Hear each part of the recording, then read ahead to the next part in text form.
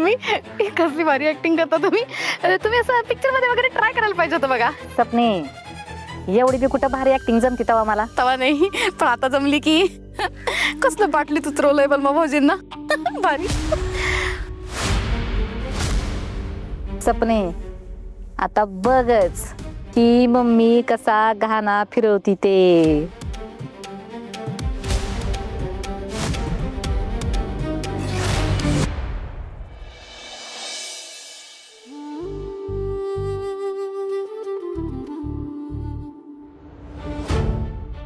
काय वाघमारे एवढा कसला विचार करते?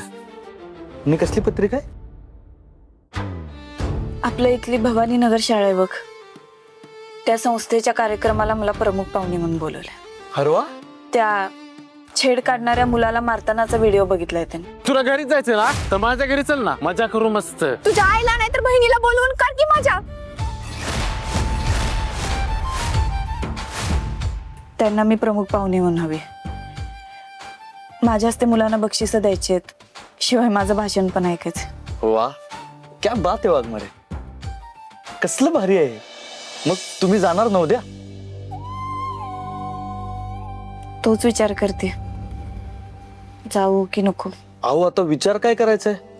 हे बघा तुम्ही उद्या जाच तिकडं, कारण तुम्ही केलेल्या कामाची हीच तर खरी पोच पावती आहे ना. माहितीये मला, आणि मला जावं असं पण वाटतंय.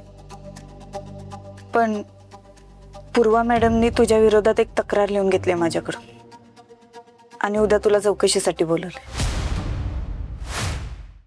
अहो येतो की मग मी. हे बघा तुम्ही त्याचं टेन्शन कशाला घेताय? कर नाही तर डर कशाला पाहिजे? हे आपल्याला माहिती आहे सत्या, पण पूर्वा मॅडम ना लय हुशार आहेत. काही ना काही खोट काढून तुला अटक करायला लावतील की नाही बघ. वाघमारे नका एवढी काळजी करू, नाही अटक होणार मला. आणि जी केस दाखल झाली आहे ना ती उद्याच त्या माणसाला मागं घ्यावी लागेल. तरी सुद्धा मला तिथं तुझ्यासोबत असणं जास्त महत्वाचं वाटतं.